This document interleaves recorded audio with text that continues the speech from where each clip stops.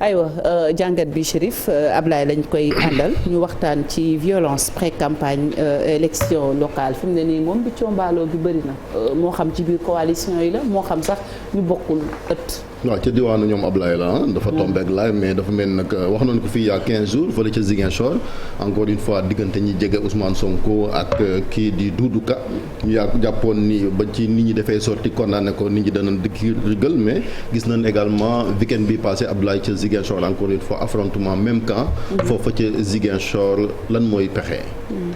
man sama xel dafa dem ci ñi nga xam ne nii ñooy victime violence yi bu ma waxee victime waxuma ñi nga xam ne nii ñoom ñoo ci gaañu.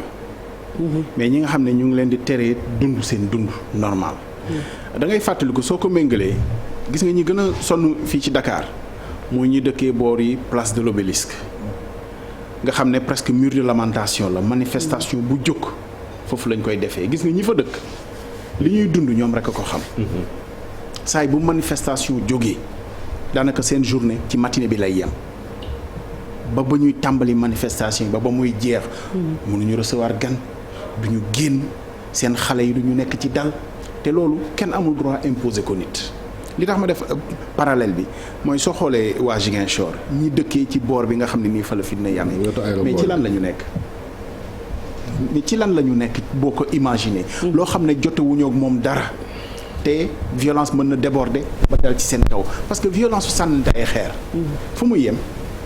kan moo mën a natt fan lay yem. violence su ful buy daw kenn xamul sax mën ngaa dóor sax koo xam ne yaag moom a bokk kan nga yaakaar ni koy jaamar lool la. c'est-à-dire xeetu violence yi moo amul benn sens. li ci ñaaw rek vraiment à un moment donné aussi gis nga di raay wax ji ci naafeq lay bokk. yëf yi foog ñu wax ko une bonne fois pour toutes. y a pas de raison. Ziguinchor ëppul fenn enjeu ci réew mi. ëppul fenn enjeu ci réew mi. c'est même pas le statut des leaders yi nga xam ne ñoom ñoo fay xëccoo. Ziguinchor mën na ëpp statut Dakar. ci enjeu. mënu ko ëpp enjeu. ville bu mel ni Fatick sax fenn mënu ko ëpp enjeu parce que da nga naan ville président de la République la. ak la fa nekk ci leader. benn nga jël beneen ville noonu. Ziguinchor ëppul benn ville par exemple par rapport ak statut yi ña nga xam ne ñoo fay xëccoo par rapport ak enjeu yi. mënuñu jël lépp cristalliser ko autour de la personne de Ousmane Sonko. nañ waxante dëgg nag c'est-à-dire réew mi amul fenn foo xam ne nit. dañu ko naan fii doo fi jaar. te gis nga wax ji bu ñu koy raay. waaw du dem de c'est. du baax. fa mu jëm du am ndox. non seulement du am ndox mais àtte bi. àtte bi ci suñu biir moo dul yoon. gis nga président de la République jaale na Ousmane Sonko ci militant yi dee ci accident. da ngay xam ni fii réew mi lépp foofu lay mujjee. di demalante di waxalante jàmm. Ziguinchor lan mooy ndeyu benn leader Doudou Ka il faut le nommer quand même je pense que affaire yi fi mu toll nii. toll na foo xam ne foog ñu wax. c'est Doudou Ka toll na foo xam ne foog ñu wax quoi c'est-à-dire raay bi sax naa fekk la. à un moment donné mënuloo jàpp ni. c'est par la terreur ngay imposer woo et ça n'a pas marché parce que sa propre camp choisiruñu ça c'est une chose ñu ngi jóge ci période investiture mën naa comprendre sax koo xam ne peut-être sa camp investiru la nga mer ngay wane ni candidat nga toujours ce qui n'est pas son cas ndax wanewul ni ba léegi bëgg na nekk candidat xanaa fan yu ñu génn bu ñu demee ba investir un candidat muy Benoît Sambou sañoon nañoo njort ni xëy na Benoît Sambou sax wane doole mais am na loo xam ne amatu fa yoon Ziguinchor en fait dans cette situation de tension que ce politicien là di continuer sax pour wane doole amatu fa yoon c'est-à-dire su dee jàmm lay woote moom mooy njëkkee jàmm jooju parce que Ousmane Sonko ba mu defee déclaration de candidature xëy na sañ nañoo njort ni sax mën naa commencer campagne mën naa commencer pré-campagne am mais koo xam ne nekkuloo candidat parce que ba fi mu toll nii wanewul ni mu ngi défier investiture Benoît Sambou moom directeur de campagne. vraiment jeex na quoi jeex na on pouvait s'en arrêter là xëy na il a voulu régner par la terreur pour s'imposer même à son propre camp ça n'a pas marché mais doy na c'est-à-dire kenn amul droit di utiliser ay nit di leen génnee ci mbedd mi même soo nekkee ci ginnaaw di làqatu. mais est-ce que amul ñu ko dooleel parce que bi affaire bi amee premier épisode bi on a vu que son parti l'APR a sorti un communiqué presque pour le soutenir. C'est ça. xam nga gis nga réew mi tout ça a un nom, l'impunité. wax nañ ko waxati ko. impunité moo indi lii impunité nag mooy nga def jàpp ni day neen du mujj fenn. ñi war a lijjanti loolu nañ ko lijjanti. ñi ko war a jaarale ci yoon jaarale. même président de la république je pense que jot na kanam mu wax. jot na mu wax ak ay nitam même bu waxul ak réew mi jot na mu wax ak ay nitam. parce que nag su seetaanee day mel ni ñooñu dañu yaakaar ni c'est-à-dire président ànd naa ñoom ci li muy def. li muy def neex na ko. te vraiment gëmuñu ni ànd na ci fitna beeg violence. mais là est-ce que neex na weddi parce que gisuñu leen pratiquement li Chérif wax benn réaction. ñu wane ne dañ ko condamné li ngay wax en fait day gën a dëgëral impunité parce que gars yi dañ naan dama bootu ci borom doole yi lu ma neex def wala dara du ma ci fekk. mais loolu mooy dëgg parce que soo ko condamné wul dafa mel ni. noppee nga ko exactement. te fitna bi en fait moom la njëkku la arrangé. parce que gis nga ñu waxaat ko réew mi bu yàqoo wala fitna bu amee ba nit dee ci mais ñi dee ci nguuru président Abdoulaye Wade mais ba léegi ci deram lañ koy teg. Mamadou Diop ak ñeneen ci deru nguuru président Wade lañ koy def bu ñuy comptabiliser ci nguuru président Abdoulaye Wade lañ leen di comptabiliser. donc président Macky Sall aussi lu fi xew ci nguuram lañ koy comptabiliser. bu ñuy wax ni diw dee na ci nguuram lañ koy comptabiliser duñu ko teg ci deru benn opposant parce que moom moo yor réew mi. c'est ça moom moo war a fexe. yëf yi bañ a déborder bañ a jàll ci yenn situation et puis Ziguinchor quand même dañu doon wax sànq amul benn kii spécial mais attention Ziguinchor la ñu war a gën a mën a préserver. ci yu mel nii c'est-à-dire xeetoo.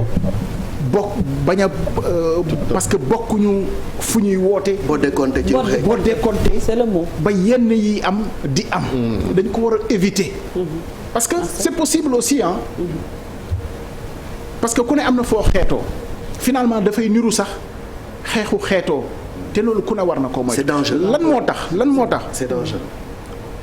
mais Abdoulaye Baldé. mais gënoon na fee metti digganteem ak Robert Sagna. ñu ngi koy fàttaliku quand même. je pense que c'était plus difficile. C'était plus difficile de déboulonner Robert Sagna que tey sax. gagner face à Baldé ou gagner face à un autre. pourtant bon waxante nañ tegante nañ dënn. mais fàttaliku ñu violence rayante dóorante. même 2014 je finis par là juste même 2014 mais metti woon na. parce que moom Abdoulaye Baldé une coalition locale la mettroon en place pourtant dañoo jàpp ni seeni biir la. nañu ci def jàmm ba mu indi li mais tey fi ñu ci toll nii mais est-ce que mën nga xalaat ñi dóorante ñi saagante et puis images yi quand même les images parlent gis nga am na loo xam ne bu fi homme politique nekkee di ko lay. ñun la jàppee dof. parce que incident yu njëkk ya fi Ousmane Sonko dem. am na droit dem fa mu jàkkaarloo kër yaay jàmbur kër bàyyi jàmbur. te image yi li ñu wone mooy mais Ousmane Sonko dem na ba dugg ci biir amul coow. c'est ça. les images montrent que am na ñu ñëw ba koo génne mais quand même dans quel pays on est. ngay dem ci réunion ci benn barab ay nit ñëw naan dafay génn. war a fi jaar sama territoire c'est quand même pas normal. bàyyil Marcel wax mu nekk di yoot nii la. partie sud bi bu réew mi lu jot a sàmm la parce que encore une fois rébellion casamançaise bi elle est encore la plaie est encore béante même s'il y a de l'accalmie ces derniers temps loolu tamit ci intérêt politiciens yi la. pour moi c'est tentant sax de faire ce raccourci là mais je vais éviter ce raccourci parce que gis nga noonu mu mel foofu peut-être dans le nord noonu la ñu ko war a éviter à Joal noonu la ñu ko war a éviter mais on doit plus encore l'éviter foofu noonu parce que effectivement dafa am lu ko lal te xëy na foofu la ñu war a éviter Cosette Almet. parce que le moment où Sonko disait qu'il allait déposer une plainte une lettre à l'Assemblée nationale pour étudier question Casamance boobu noonu comme ça se fait en France avec le débat corse et cetera. mais xam nga fii on est d'accord que suñu souveraineté territoire bi moom c'est un et indivisible fii moom statut spécial defe naa ni fenn mënu koo am réew mi benn la ñoo bokk lépp donc foofu lay yem maintenant nañuy fexe rek li nga xamante ni ñu ngi koy def parce que lii day passé et puis xam nga lan moo problème mu réew mi vraiment ñu taxaw ci loolu c'est-à-dire décret mënu la doon la raison du militantisme des gens si tu tiens ta légitimité militante parce que nommé nañu la personnalité bi ñuy wax nii Doudou Ka mais bu fi décret Macky Sall jaaroon dindi ko li mu doon mais jeex na est-ce que kooku mën naa yëkkati nit ñi ba teg leen fitna ñu nekk ci ñu bañ a nekk seen teyu ba kat c'est pas normal et kenn amul droit quand même utiliser nit ñi ci sa bëgg-bëgg bopp ci wutub mairie bu violence amee aussi da ngay taxaw condamné ko mais li ñuy dégg muy wax depuis le début tout le temps day justifier violence bi ni mu koy justifier mooy ñooñu tooñ même bu ñu la tooñee amoo droit fay loolu dañ koy wax wala fajal sa bopp amu fii waroon am ci réew mi. réewu droit la. et puis Ablaye xam nga violence bi ñuy wax ñi ñun mooy violence physique maanaam tojantey bopp ak yu ni mel mais lu ko jiitu dafa am lu nga xam ne mooy taal bi mooy wax ju tegginewul ak wax ju ñaaw ji ñuy tegante ci suñu biir je pense que xëccoom réew jaru ko xëccoo gox jaru ko te loolu aussi war nañ ci waxaat bu baax parce que suñu politiciens yi moomuñu réew mi ba lu leen neex wax lu leen neex def te nag nit ñi ñoo war a am aussi benn instant fulla ak fayda ma ne ñàkk fayda ak waaye di paasewul feccal dof mu toog man duma dem di xeexal kenn sa ndey xeexalu la sa baay xeexalu la say mbokk xeexalu la say doom yaa nga leen yóbbu bitim réew man doomu baadoola bi ma wàcc di la xeexal mais li ñu war a gën a njëkk a def Ablaye su ma gis-gis mooy d'abord ñu yar kàddu yi parce que jikko yi yàqu loolu yëpp li ko indi mooy militantisme bi daan am moo amatul xam am na parti yoo xam ne wax dëgg fa yàlla mosoo leen a mën a dégg ci tojante bopp ci xeex reyante jëlal parti bu mel ni kii jëlal parti bu mel ni ki PIT xam nga kenn gënu leen a dëgër ci opposant vraiment PIT bi ñu xam kenn gënu leen a metti ci opposition d'ailleurs dañu daan wax sax Amath Dansokho mieux vaut l'avoir avec soi que contre soi même bu pesé wul ci ay militants waaye nag boo jàkkaarloog moom nga xam ne kii taqe na mën na laa lottal ba ñi fi jaar muy depuis Abdou Diouf Abdoulaye Wade dañuy fexe rek am ko à leur côté Macky Sall mais ñooñu mosoo leen a dégg ci tojante bopp parce que dafa am lu doon am dañu daan former militants yi balaa ñu leen di former sax militants yi dañuy am gëm-gëm am pas-pas am formation ci biir parti bi bataille d'idées la ñuy gën a fësal ci plateau yi que saagante wala waxante lu ñaaw parce que dañu am ay arguments mais tey formation boobu amatul tey nit ñi loolu moo fi nekk junni ngay demee meeting junni ngay mobiliser woo t-shirt sax ngay mobiliser woo te loolu du dëgg du yoon ñi koy def aussi ñoo sonal nit ñi parce que c'est vrai que réew mi metti na metti boo xam ne xëy na nit koo xam ne ni mosul yore junni bu daj ci biir poche am nga jox ko junni nga jox ko en une seule fois mais pour moom moo rey gay ndegi tebbi na wala nga jox ko 10 000 di ko 10 000 encore tebbi na waruñu jouer sur la misère des gens te ñiy dem ci xeex yooyu très souvent ñooñu rek la politique publique war a defal amuñu liggéey amuñu xëy goruñu yettuñu jot gu bari gi ñu am sax loolu moo leen ko indee jot gu bari gi mooy amoo loo def donc luñ la woo rek da nga cay dem te ñooñu politiciens yi leen ciy woo ñoo leen ko teg ñooñu la politique war a njëkk a defal pour jàppale leen ci seen ëllëg. très bien mais situation bi ni mu demee nii est-ce que jaakaar nga ni changement dina am coppite dina am parce que tam mbir mi ngi toog a mi ngi soog a commencé. il faut une chose ñi nga xam ne nii tey ñoom lañu identifié sax ci ñu war a xëccoo Benoît Sambou aussi mënul toog di seetaan. nañu wax. parce que camp présidentiel moom moo porté la parole. bi mu njëkkee am daf ko ñaawul woon ci grand jury est-ce que ak don bi ni mu changé ci wàllu politique dina amaat beneen taxawaay. mais moom moo ko war a def parce que buy yàqu moom lay yàqal. fitna bi buy yàqu moom lay yàqal mënu ko seetaan waxuma ne mu condamné diw wala diw mais violence bi laa wax. xam nga ñoom ci principe parti en général du ñu condamné ci seen i biir. mën nañu kon mais le principe. de il l'avait fait bi mu njëkkee am moom. boobu investiture yi dafa gun. waaw mais boobu mais entre temps am na investiture yi. xam nga ci li ñu tolloon booba dañu doon tibbante tànk. xëy na condamnation de circonstance yooyu aussi ak condamnation de principe bokkul. circonstance mooy nga yaakaar ni mën nga charger sa adversaire dans ton propre camp nga def ko. principe nag mooy ak lu mën di xew da ngay taxaw ci principe yi. ci dëgg mais lii du dëgg du yoon. waa jooju fi doon waxi jaasi ak waxi goraate condamnation de principe bi ñu doon xaar ci parti présidentiel mu def ko te mu yéex koo def trop ba am ñu doon layal sax wax ji naan noo waxeewu ko noonu day déggoo leen alpulaar nanga loolu est-ce que loolu xel war na egg foofu. léegi bu ñëwee Ziguinchor parce que am na élément bu ñu jàll fii ci journal bi Doudou Ka li mu wax mooy pour fitna bañ a amati moog Sonko même ci campagne bi ñu xool seen agenda kii bu naree dem quartier bi kee bàyyi ci xel dem ca quartier bi est-ce que moom moo war a imposer agenda koo xamante ni candidat la. sérieusement Cheikh Doudou Ka ku mu yëpp quand même c'est-à-dire nekkatoo candidat tu es hors du jeu tu es hors jeu. c'est ce qu'il a dit hier. même si boo nekkoon candidat est-ce que am nga sañ-sañu di tere sa nawle fu mu war a jaar fu mu warul jaar. mais may fàttali campagne présidentielle Macky Sall mais cortège am daje na fi ak cortège opposition ak cortège Idrissa Seck. même Abdoulaye Wade ñu ragaloon ko trop.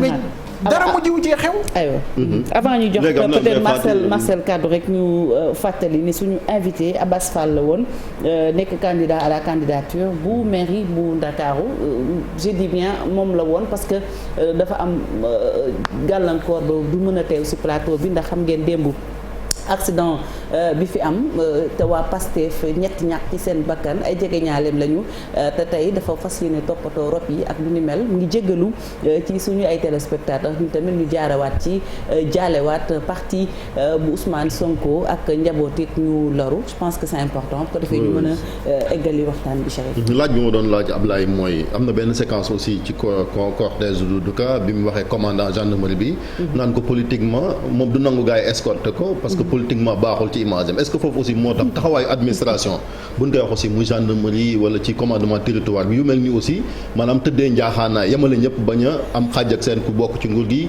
wala ku bokk ci opposition bi parce que fu fitna am je pense que en matière de maintien de l'ordre c'est pas à Doudou Ka de dicter sa loi aux gendarmes bi nga xamante ni moom lañ formé pour ça. xam nga dafa am lu ko jiitu dinañ ci taxaw procès Guy Marius Sagna bu mu doon jiiñ gendarmerie bi pété ak nangam c'est-à-dire am na loo xam ne bu nee fàng wax ko sax jottali la rek fàttali ni ci incident yi njëkkam à Ziguinchor Ousmane Sonko accusé na fi police nett de waleen jaaxaanaay parce que da ngeen a seetaan yegg si ngeen waaye da ngeen a taxawee ne di seetaan gis nga fii citoyen amul citoyen bu war a nekk ci fitna yaakaar wàllu bi ci service public de sécurité ñu seetaan la du yoon lu jiitu Ousmane Sonko Issa Sall élection présidentielle 2019 le 11 février bi nga xam ne ni cortège ama cortège bu Benno Bokk Yaakaar daje nañ ba nit faatu ca mais effectivement dafa accuser gendarmerie ne leen da ngeen a def lu leen neex da ngeen a seetaan parce que gis ngeen ni ñoom ñoo ñu ëpp ngeen seetaan gis nga loolu dañoo war a fexe ba citoyen bi bu mu am impression boobu yemale gis nga gendarmerie amul pour recevoir des amul sax pour waxtaanee ak un candidat bu mu mën di doon muy Ousmane Sonko muy Doudou Ka muy Baldé ci mission bi nga xam ne nii moom la war a doxal. maintien de l'ordre sàmm ak yelleefu askan bi aar askan bi loolu mooy seen liggéey toppatoo ci baaxul ci sama image. gendarmerie nekku fi pour directeur image tel ou tel autre candidat sécurité publique bi defe naa moo gis nga loolu doyadi candidat bi la sax yaakaar ni sa image moo féete kaw la vie des gens ak sécurité wu nit ñi. c'est ça. ñàkk doyadi mooy indi loolu ak c'est-à-dire ñàkk am foo xam ne mooy li ma doon wax rek. c'est-à-dire formation militante dafa am solo tey dafa am responsable politique yoo xam ne tout tient à un décret. décret du président am na leader yoo xam ne tey c'est-à-dire seen i base teg nañ leen yàlla te pourtant ça tient à un décret du président bu leen président dindi woon la ñu doon sañatuñoo sax woote seen dëkk. parce que aussi ña leen di topp lañ leen toppee mooy am nañu ndombal baat boo xam ne président moo leen ko dénk. nawetaan dafa daan am solo ci formation militante am na ñoo xam ne dañoo def seen formation militante de base muy nawetaan muy association sax laay wax. am parcours am jaar-jaar ci dëkk am na ñoo xam ne ñoom la ñu tabb seen dëkk mais gars yaa ngi naan kii fan mooy seen kër. c'est vrai. am na fi ñoo xam ne ñu ngi wër seen kër c'est vrai ñoom am nañu barke tey. gox yooyu am nañ fa kër. mais ñu ngi wër seen kër bàyyi ci gox ba. ndax am nañ fa base. xam nga base u tey Fatick. mooy lan ña lay topp am nga loo leen jox. c'est tout. fii bariwu fii. ñoo xam ne nii am nañu taxawaay ci dëkk. te yoruñu. te pourtant mën nga di defal sa askan. mën nga di leen xeexal mën nga di leen taxawal te fekk yoroo joxe woo tamit mais fii ñuy joxe ñoo yàq principe bu politique bi parce que jàpp nañ ni ku mënul joxe rek bokkatoo d'ailleurs loolu la ñuy toppee ñu bari nag ñi nga xam ne da ngay gis ni balaa ñoo politique ñoom décret de nomination. Est-ce qu'en termes de perspective mënuñu ragal tamit le fait que présidentielle yi di ñëw déjà local rek pré-campagne mu am violence yi di mel lan la ñu mën a imaginer en termes de perspective ou bien pour l'instant on ne peut parler que de bataille rangée entre deux camps pour l'instant parce que ñoom rek la ñuy dégg. non c'est pas bataille rangée c'est-à-dire principe bi dafa tiitalaate parce que xam nga lu tax. campagne bi tàmbaleegul. pré-campagne sax tàmbaleegul déposé guñ sax liste yi. tout à fait xamuñu sax kuy nekk ci liste yi tête de liste yi la ñu désigné mais. principe bu léegi xoolal am na beneen coow buy ñëw. parce que effectivement liste yi. enjeu la aussi kuy nekk ci liste yi. am na mairie yoo xamante ni boo jëlee mais jëlal mairie Dakar par exemple am na xeex boo xam ne nii mu ngi ci biir. parce que boo nee Diouf Sarr mooy mairie Yoff te mu ngi yootu mairie Dakar mais la bataille va arriver. ci finalement kan moo koy remplacer ci Yoff parce que imaginer wu ñu mu nekk maire Yoff maire Dakar bu dee moom moo gagné. yooyu yëpp ay enjeu la. mais dafa teel en fait ci fi mu yegsee ci agenda électoral bi violence nag amul heure.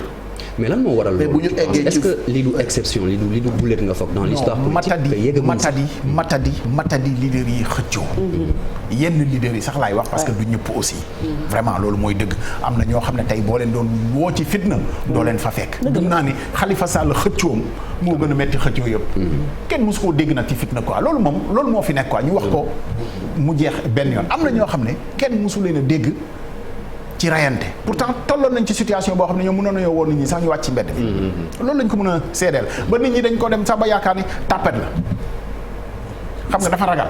parce que tiit gi Marcel di tiit xëy na Marcel sax da nga sori di dem élection présidentielle mais. wote yii ñoo gën a graaw ñoo gën a compliqué présidentielle parce que local la wote gox la. waaw ci parce que ku nekk shérif mi fa mu dëkk ñëpp xam nañ ko. tey ngay xëccoog Marcel mu dëkk ca benn dëkk ba ñëpp xam ko ngeen war a jàmmaarloo seen i di tojante ay bopp loolu moom moo gën a indi tiitaange. parce que bu fekkee ni dara ñoragul. déposé gu ñu liste. caution yi xëy na 66 ñoom ñoo déposé gum eggaguñ ci tànn eggaguñ ci campagne ñuy reyante bu ñu eggee ci campagne man foofu la sama tiitaange nekk am li mu mën a indi mooy dem ba jaxase élection yi. parce que am na ñoo xam ne bu fekkee ne ñooy joxe ndigal. mais fitna boo naree am fitna mais doo génn dem voté ji. te loolu baaxul ci benn candidat defe naa abstention ak. tiit fitna ba doo dem ci élection am na pays yu mu xew. élection yi finalement c'est le plus sûr moyen même de contester des élections. C'est le plus sûr moyen de discréditer des élections violence bi. personne n'y gagne. ñi ciy gagné mooy. ña nga xam ne xëy na wóoluwuñ seen bopp. te xëy na élection bañ a am sax moo leen gën a. mais nag réew mi du doxee noonu. agenda dafa am. foog ñu respecté ko. violence bi ñi ko war a lijjanti nañ ko lijjanti. président de la république na wax ay nitam. na wax ay institutions. ñu taxaw ci justice na taxaw ci lii parce que waruñoo jàpp ni rek ci politique bi la xewee nañu ko maasale mu jeex te une chose boo xam ne c'est très répandu dans l'opinion dañuy jàpp ni opposant su ko defee bu dee moom la danañu dal ci kawam mais bu ñu jógul rek c'est parce que farale nguur gi la te loolu c'est très répandu dans l'opinion war nañoo fexe gome ko dindi ko ci xelu nit ñi te di def parce que parfois nag bu justice bëggee ak police am ak gendarmerie image yi nekk fi vraiment même boo gisee koo xam ne nii moo dóoraate bu sookewul it war nga koo jëlee. yaa ngi wax président da wax ak nitam waaye comme ñoom Malick tam di wax ak seen gars yi mbër yi parce que liñ leen ci tudd ci naan ay nervi di leen utiliser ñoom it bari na ba ay fitna des fois ba nit di ci ñàkk ba kanam. globalement li ma wax la rek. loolu ça rappelle le cas mooy ñi ñuy utiliser. mooy xëy na ña nga xam ne liggéeyu saison la wala sax peut-être ña ñuy utiliser mooy ñi nga xam ne xëyuñu amuñu liggéey. gros bras. voilà même mbër yooyu ngay gis ci mbër. ñi ñuy mën a yóbbu mooy ñi nga xam ne bu ñu xëyee. du ñu mécanicien. du ñu menuisier defuñu dara. mais ki nga xam ne ba pare amuñu cachet. xam nga am na koo xam ne bàyyiwoo sa atelier vraiment bàyyiwoo sa atelier menuisier. dem naan yaa ngi defi sécurité pour benn journée. boo amee métier doo dem ñu lay bind journée 10 000 xaw ma 5 000 xaw ma ñaata ngay dem pour dóoraat loolu dafa ñaaw sax da ngay dem pour dóoraate. loolu Gris Bordeaux sax waxoon na ci defoon na ci sorti ni mbër bu ñu identifié. nga bokk ci lu mel noonu ñoom seen kuréel dinañu jël ay matuwaay. CNG aussi war na jóg ci lu mel noonu. mais ñàkk fayda paasewul nga nekk mbër dem ñu lay fay ngay garder nit. di ca tayle sa bakkan foofu la ñàkk fayda commencé quoi nañu dem entraîner ji wuti combat non pas di dem ci champ politique bi ñu lay di utiliser. même si garde rapproché aussi côté sécurité routière bi tamit lu am solo la parce que jamonoy campagne moom laa doon wax sa Ablaye parce que gis nga li xew sur la route de Nioro ak les 3 membres Pastef yi Ousmane Sonko gis nañ aussi bu campagne amee yenn saa yi ñi ñàkk seen bakkan ci tali bi day bari et c'est vrai que am na ay messages yu ñu lancé en termes de sécurité routière mais bët bu set accident day am mais jamonoy campagne wala ci politique aussi li muy am. Et les journalistes ont payé un lourd tribut parce que avant c'était la tournée de Macky Sall avec nos confrères de leeral bi yoon aussi un cadreur ñuy jaale kii am mi ngi ci ñàkk bakkanam donc xëy na ñun kay ñoo woyof bopp rek kuy dem ci yu mel noonu nag na nga fagaru. oui sécurité routière aussi en période de campagne gis nga campagne lépp daf ci nekk. Ce n'est pas pour rien que bu dee campagne présidentielle la à partir du moment où conseil constitutionnel arrêté liste bi sécurité bi président de la république am en tant que président de la république wala en tant que candidat moom la candidat déclaré yi sécurité boobu lañ war a am sécurité publique waxuma seen sécurité bopp. nguur gi moo leen war a aar. présidentielle 2019 dañu ko yéex a def parce que ñu ngi ko def bi nga xam ne incident yi am na. à Tamba. ci le ministre de l'intérieur def ne léegi candidats yi 5 candidats yi ku ci nekk gendarmerie moo lay wattu ci début ba lañ ko waroon def. parce que boo xasee ba nekk candidat. nguur gi daf la ko yoreel. te président de la République dafa war a xam ni même opposant yi c'est dans son intérêt. mu préserver seen intégrité physique. wattu leen. dara bañ cee xew parce que moom ba mu cay toll. mais man dama xamul nit nan ngay demee jaar fi nga jaar. lu nekk dal la ci. te nga soxla woon ci taxawu. ba pare nga seetaan ñi nga xam ne xëy na toll nañ ci. moom ci deuxième tour en 2012 waa BIP ñoo ko doon aar. mais loolu mooy yoon dem na fi gett daal gars yi gettapaa ko fa bu BIP bu jour boobu amutoon waa BIP musiba am. mais loolu mooy yoon Chérif ñoo ko doon sànni. mais loolu mooy yoon c'est-à-dire maintenant ñun ci politique bi dañuy jàpp ni en fait politique atuñu ruse la ñuy def. naxante te loolu moo dul yoon c'est-à-dire naxante ba dugal la ci pax mi léeg-léeg ñu naxante ba def loolu erreur après justice dal sa kaw parce que yëpp li koy indi mooy aaroo leen ma léegi dinaa fayul sama bopp bis boo fayoo nag yoon dal sa kaw parce que yow lay gis ni yow yaa def peut-être laaj ba mujj rek mooy les ministres là bokk na ci li nga xam ne waaw dernière question bokk na ci li nga xam ne day yee fitna gis nañ fi calo bleu gis nañ fi marron du feu gis nañ fi yeneen i milices yu nga xam ne ñi ngi koy créer te loolu aussi seetaan am na ci ndax fu force de l'ordre nag milice waru fa mën a taxaw waaw police ci boppam bu nangoo ñu rax ko parce que am na fi gis nañu bu nangoo ñu rax ko wala ay nit taxaw ci itam di dóor je rappelle que en France procès nga fa boo xam ne parce que ku doon jege ñaale ak président de la dafa raxoon policiers yi di dóor au moins foofu état de droit mun nañu wax ni fonctionné na parce que ñu ngi ne di ko àtte ba yangal na nguuru président la fii nag dara lu ci mucc te ñi koy def vraiment vidéo yi identifié nañ leen ak lépp donc loolu mooy suñu problème fondement boobu nga xam ne mooy justice mooy war a dox ci yooyu te warul xaar instruction warul yaakaar ni parce que kii jege ñaale nguur la warul mujj fenn ñoom dañoo war a def li ñuy def rek très bien merci beaucoup jeune doyen Abdoulaye Cissé ci jàngat bu am solo bi tey tu es à la fois chroniqueur ak invité parce que suñu invité bi ñëwul mais bon matin nga ñaari place yi macha allah on te remercie jeune doyen ñu jàll ci leneen muy document spécial bu ñu leen defal ñu ne nag xam ngeen ne Joseph Koto